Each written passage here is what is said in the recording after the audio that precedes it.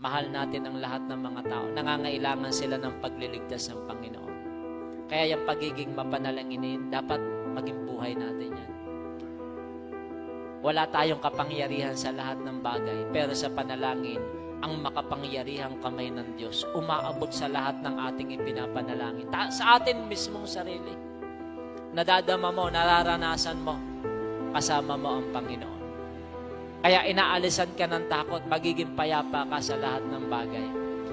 Kahit ang mundo natin ay pasama ng pasama, pagulo ng pagulo, wala, payapa ka lang. Payapa ka lang. Bakit? Nabubuhay ka sa panalangin. Sa panalangin kasi parang sinasabi mo, Panginoon, ikaw na po ang bahala sa akin. Parang lagi kang may inaintay na gagawin ng Diyos sa iyong buhay. Na yung hindi mo kaya, para nakikita mo, walang imposible sa Panginoon.